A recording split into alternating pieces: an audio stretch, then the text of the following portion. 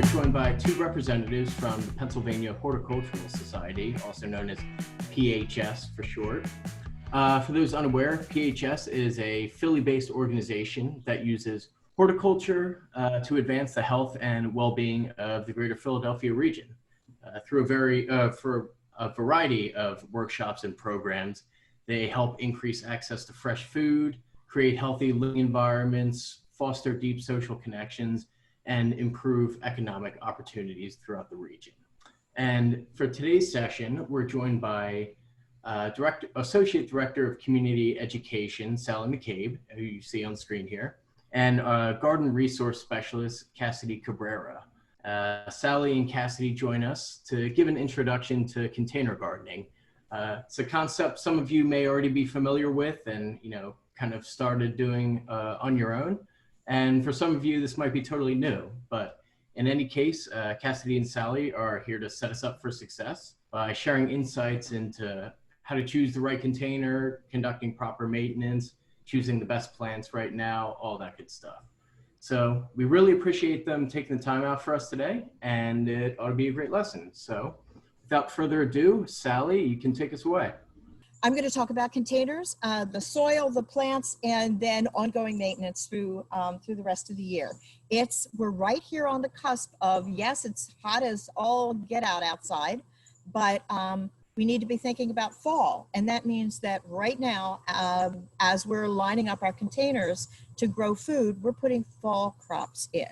But let's talk about the containers first. The most important thing about a container is drainage. Can you see that there are holes in the bottom of this? Okay, I'll be putting soil in here, and then I'll be watering, I'll be growing plants. And what happens if this has no drainage? Well, the water builds up and the plants drown. So that's the last thing we want to have happen. So we must choose pots that have drainage holes in them. Now, the next thing we have to think about is where are we going to put these pots? Because they're going to be draining. So I know this is a little out of scale, but if I'm going to be putting this somewhere that it matters to me where the water goes when it drains out, I need to make sure that I have a drainage tray of some sort. This is a very, very expensive variety. This came with sandwiches in it. And the sandwiches are long gone, but I saved the tray. So I'll be using that as a drainage tray so that when I water, the water stays in here.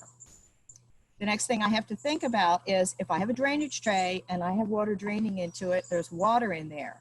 Water sits in there for too long, the plants will get soggy roots, and I might start to grow mosquitoes. Do not want that. So I'm going to make sure that when I water, the water goes into a drainage tray so that I'm protecting my deck or my step or my wherever this is sitting. But after I water, a couple hours later, if I still have water sitting in there, I'm going to try to tip it out somehow, or I'm going to treat it with some sort of mosquito repellent.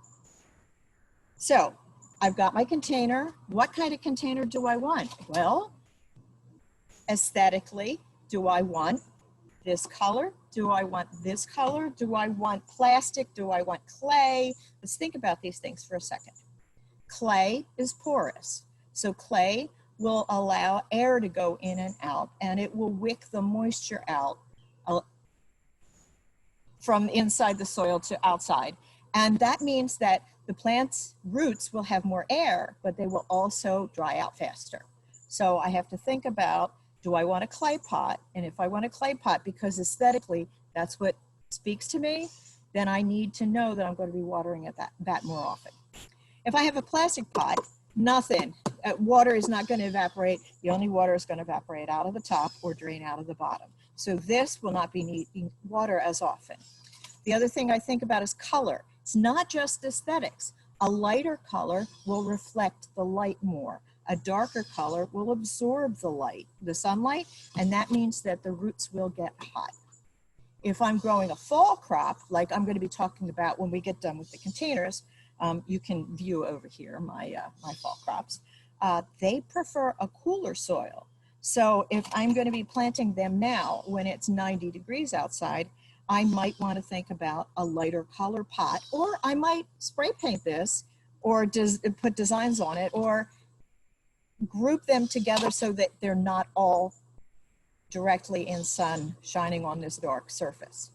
So choosing my pots, what size pot do I want? Well, this is about a 2-gallon pot.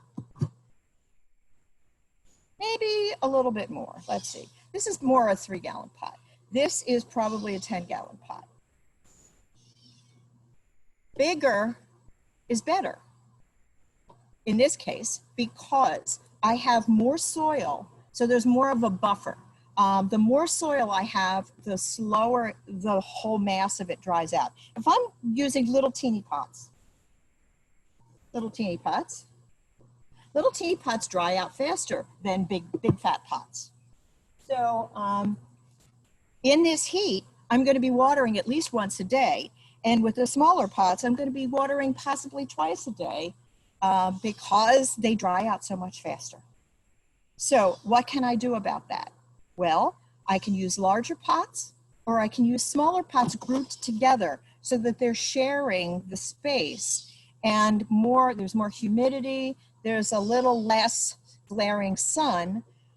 So they're sort of shading each other. So I'm grouping them together. I could also group them together if I have smaller pots, group them together in one larger drainage tray with gravel in it so that the water sits there and evaporates. And as it evaporates, it cools the pots. So I can go with bigger pots because that's going to give me more margin for error.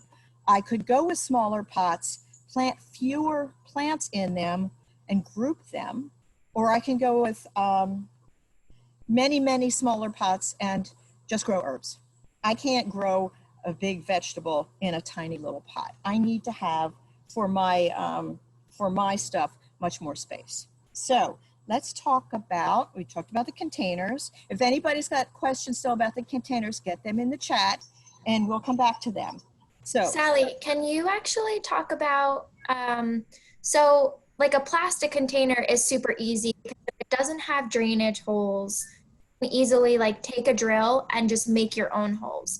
But what do you suggest for like a terracotta pot or a bigger, sturdier pot that doesn't have drainage? How can you correct for that? All right. If you're going to use a bigger, like a terracotta pot because it's beautiful and that's what you want, I've got some gorgeous glazed clay because blue is my favorite color. But what I do, because there's no drainage in the bottom, is I will plant something in a pot and I will sink the pot down into that clay pot. And effectively that clay pot or that glazed pot that has no drainage becomes my drainage tray. So because water is going to be probably sitting in the bottom of that, I have to monitor my watering. Like if I can, pop the tray up and look, pop the actual growing pot out and look and make sure I don't have a lot of water accumulating down there. If I do, I want to make sure that it's only up to a tiny bit of the bottom of the pot. I don't want it sitting in water up to here because that really will rot the roots. And the last thing I do is I make sure that I treat it for mosquitoes. I get something called mosquito bits or mosquito bait or skeeter eat, whatever. It's a Bacillus thuringiensis, BT, and what it is a bacteria that kills the little wigglers that become the mosquitoes. So it interrupts the life cycle. It keeps the mosquitoes from forming because Lord knows we have enough mosquitoes out here without adding to the population. So in a big pot, no drainage, I plant in a smaller pot and sink it down in. That will also keep this pot much cooler. Because if this is the pot that's sinking down into the other pot, this in itself will be insulated from the sun and from the heat and will stay much cooler. So you've got a lot of options there. Let's move on to soil. Any more questions about pots? No, that was my own question. Oh, okay. So you're good. Well, you're allowed. You get at least 3 questions a day. So let's talk about the soil that goes into these. There are a lot of soils out there. With a pot, what you want is something if you're growing things in a pot, you're probably not going to dig up your garden soil and plop it in there because it's really a lot too heavy for your pot. For your plants in a pot. So what you can buy many. I mean, this is not an advertisement for these guys, but this is a seed starter mix or a potting mix. I have lots of potting mixes. What that is it's got probably peat moss or coconut coir in there, and perlite and vermiculite. That's the white stuff, and the brown stuff that fluff up the soil to make it a little bit lighter. Many of them also have, hold on, oh, there it is. You can also find soil that has moisture control in it, which means it has polymers in it to hold moisture in here a little bit longer. That is nice when you have pots and it's hot and you're trying to keep them watered, but if it rains a lot, it tends to grab all that moisture and hold it a little too long. So I tend to not use the moisture control. I instead will put mulch on top of the surface of the soil. So what I'm doing is I'm taking this pot, and I'm filling it with soil. Now, what's the important part? The important part is the top of the soil. So maybe, can you see me here? About half of this, the top half, is where the roots are going to be. So if I have a really big pot and I don't want to spend a lot of money on soil, I can put crap soil in the bottom of that. I can put, it's like I can put bricks there to make the pot heavier so that it doesn't walk off my door stoop. Or I can put really cheap dollar store soil in the bottom and use the more expensive stuff on the top. Oh, I have spiders. Bye, spider. So what I'm going to do is concentrate my good soil on the top. With this guy, I don't have much choice because if I put it in the top 8 inches or so, there's not anything left at the bottom. So I'm going to use all good soil in this pot. So I put my soil in, and then what I'm going to do is I'm going to add a time release fertilizer. I've got stuff, I'm going to use about 1/2 cup. And what I'm going to do is I'm going to mix my time release fertilizer in there like chicken feed, like I'm feeding chickens. And then I'm going to work that into at least the top 4-6 inches. Because I don't want it too concentrated anywhere, but I want it spread out. Now I like to use compost in, I like to add compost to my soil mix in my pots because I feel it does a really good job to feed the plants as it's breaking down. So I've added my soil. I've mixed my fertilizer in to a depth of 4-6 inches. Fertilizers vary, so you see there's no label, so you can't read this label, but always read the label and see what it says. I like to use the more organic fertilizers and then supplement with either worm compost or regular compost as an additive or as a mulch. Let's talk about what plants we can be growing this time of year. I know it is summer, and I know we are the peak of tomato season, but it's too late to plant tomatoes because most tomatoes the really quick ones happen in 60 days. Others are as much as 80 to 100 days, and that means that they would have to ripen up when it's much too cold for them. So too late for tomatoes, too late for peppers. There are a few summer squashes that we could probably get into containers. If you get a variety that says bush or pot in the name, because those will be coming in maybe 55, 60 days. So we still have time. Usually we frost around Halloween here in Philadelphia. So what I want to encourage people to plant now is we can be planting things that are in the cabbage family. That's coles, that's cole crops, C-O-L-E, which means cabbage family or mustard family. And that would include collards, cabbage, cauliflower, Brussels sprouts, and broccoli. All of those can be planted now, but you want to read the labels because this label says matures in 60 to 80 days. They don't care about the frost. They will continue to grow until we hit about 20 degrees. So, and collards especially, they're the hardiest. They will hang in all winter, and you'll be out there and it'll be 20 degrees outside and they'll be shivering and hanging down like this. And then as soon as the sun comes up, they're happy again, and God bless them because then we can be eating collards all all winter, and then into the spring. In the spring, they come up with little, what looks like broccoli rabe, and then you can eat the shoots. So my favorite crop to plant right now. Cabbages, we can be planting cabbage now, but I want to read the label because this cabbage, this is cutting it close, 80 days. So that means what's 80 days from now? Roughly 3 months. So it's mid-August, mid-September, mid-October, mid-November. So I could be picking these just before Thanksgiving. And the weather will permit me to do that because they don't care about the first frost. In fact, it makes them sweeter. These broccolis, I'm really excited about these because they 48 days. In 48 days, I could get a small head of broccoli. If I wait a little longer for it to get bigger, like 55 days, I can be getting broccoli. That makes me happy because I can pick the heads off the broccoli and then smaller heads will come up. Another thing that I could be planting now is lettuce. And this lettuce says, this is buttercrunch lettuce, and it says in 60 days I could be eating, but it seems to me like I could be eating that today. So I'm going to decide, do I want to let this grow into a full head by itself, or do I want to jam all these together and then mow them down with scissors periodically to make a salad? So how do I handle these if I want to get them into my pot? Okay, I'm thinking about my pot, and I'm looking at this 2-3 gallon pot, and I'm thinking a head of cabbage is this big. How many do I want to put in here? Well, probably 1. So I'm going to plant 1 head of cabbage in here.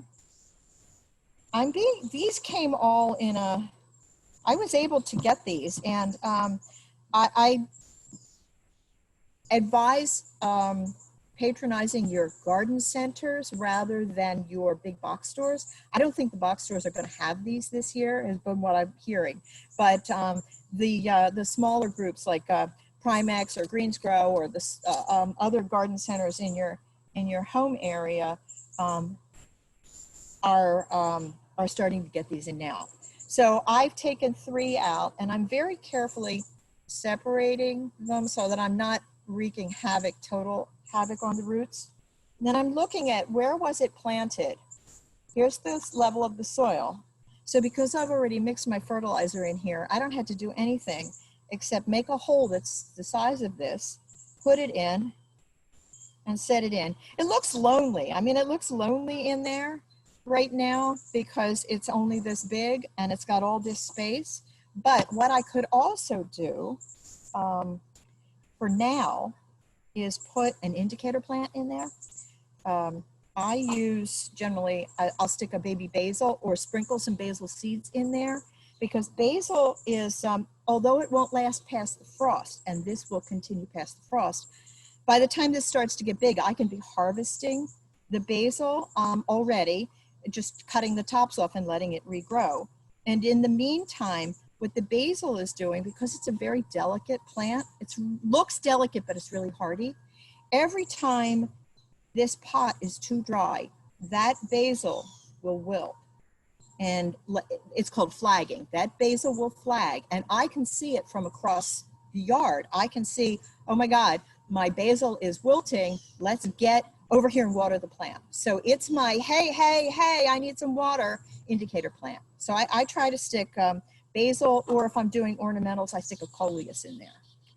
Can I put ornamentals in there? Absolutely, but just remember you can't eat the ornamentals. So this is about the size of a head of cabbage, so I'm only going to put 1 plant in here. So in the meantime, maybe I'll sprinkle some lettuce seeds, or maybe I'll put my basil seeds if I don't have a basil plant ready to pop in there.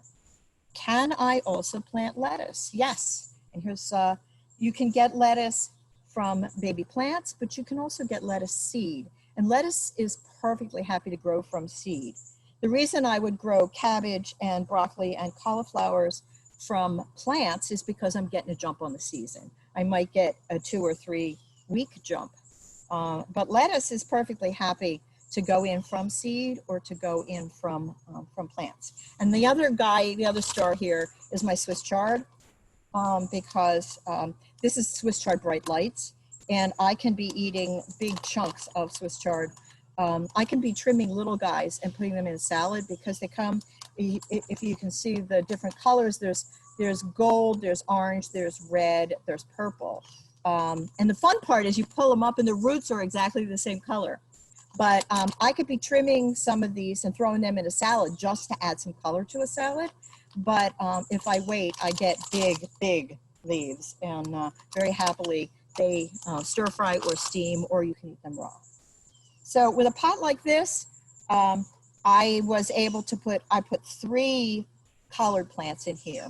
Now these guys are going to get this big, and so I want to make sure that I don't put too many in a pot, because they're little plants and I'm tempted to put 6 of them in there, but then I have to remember that each plant gets this big. So I need to space those out. Again, I might stick an indicator plant in here. So the last thing that I wanted to talk about was watering. We're going to be watering these babies every day, but there's a really highly scientific way to know whether to water. It's you stick your finger in, and if your finger is dry, then you know it's really dry and you should probably water again. Do I need to keep fertilizing? Not really. As the plants get bigger, you might, if you haven't put in your slow release fertilizer, you might get a liquid fertilizer that you add to the water and water it. Last thing that I really want to talk about though is the pests. So we've got like 3 minutes to talk about pests, and I wanted to tell you that it's a really ugly thing to do, but I have found that the most effective way to keep the pests off my cold season crops, because those are the white butterflies that make the green worms that will totally devastate your crop. The other one is the harlequin bug, which is a stink bug, which is truly beautiful. Oh, I have a white butterfly right behind me already checking these out. So what I have done is I have made myself a mannequin. I've made myself a little parasol out of row cover, which is called Harvest Guard. It's readily available in stores, in the garden centers. And I made a little parasol out of it. And I stick the stick down the middle. You could also use a tomato cage. And then I wrap this around and tie it with a string. It looks ridiculous, but it is so magically effective. I use a bungee cord on mine. You can, oh, I've gone off camera. Look at me. So here. Sally, it looks like a shower curtain for you. Doesn't it look like a shower curtain? Like it needs a little bit of privacy. Yes, that's right. Because there's 3 of them in there. We don't know what 3 of them would be doing. So I've put that on. The other thing that I could also do, because I want to keep those ridiculous butterflies off there. I found this at the Target. It's a laundry basket. You can, they supposedly also have them. I'm going to move the camera here a second. Tell me when you can see this. Can you see that better now? Yeah, that's good, Sally. Okay, this is a laundry basket. It's a collapsible laundry basket. It is really effective for keeping the butterflies out. And last but not least, I went to the Dollar Tree and I got a dollar clothes basket, and I made a little. Now, amazingly enough light gets through there that it keeps the. So here's my. Now you got to see my the Girl Scout at work, doing all my crafty things. So I'm hopefully going to keep the butterflies and the harlequin bugs off of my plants. Sally, with that one, the basket, do you put like a brick or something on top to keep it from flying away? Oh, I haven't figured that part out yet. But you had to ask the tough question, didn't you? If this were a slightly smaller pot or it were a slightly larger basket, it would fit right over the edges. But as it is, I could probably put a brick right on top of it, and that would keep the wind from blowing it away. Also, I could use that same as the shower curtain idea and tie a string around the bottom, or put, I used, again, dollar store bungee cord around the bottom. So it's a lot better for the plants than to constantly have to be spraying them and to keep the bugs off, because they are, I mean, I as I'm talking to you, I have seen 7 white butterflies just flittering by because they know I'm marked my days are numbered if I don't keep these guys totally covered. So we're about out of time. So we need to get our questions out.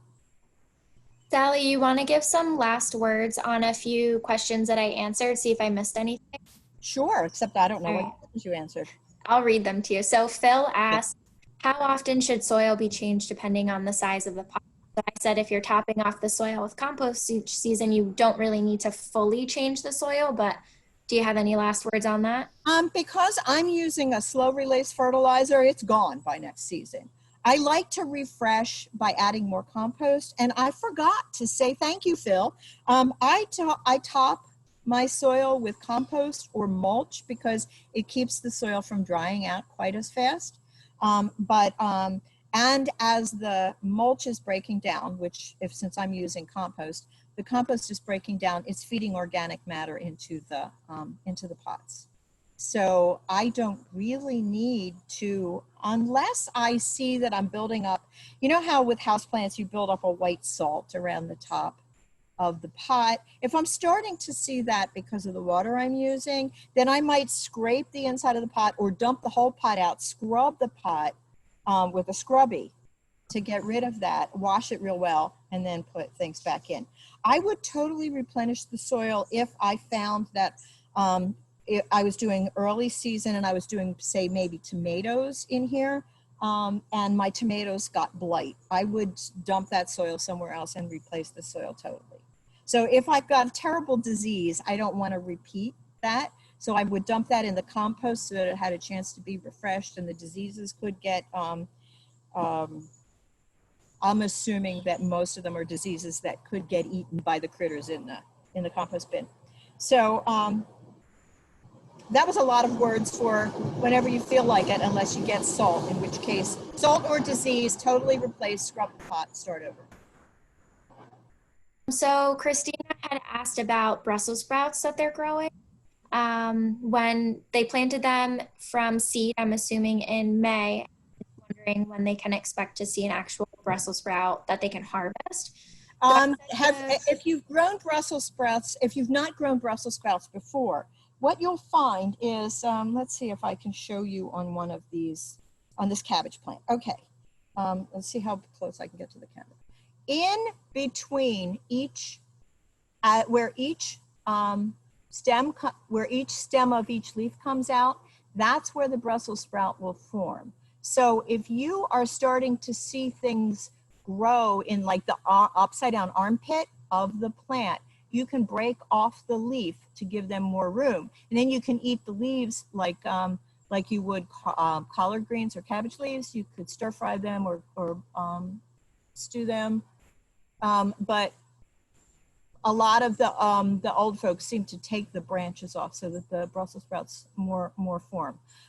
Brussels sprouts are not something that likes to get planted in May. They're something that likes to get planted in March or April or July, August, September. So if you're not getting anything on your Brussels sprouts now, try cutting off the lower leaves and see if that makes a difference. If it doesn't, grab a few more plants and stick them in, because now is the time when Brussels sprouts love to mature get those little heads in October, November.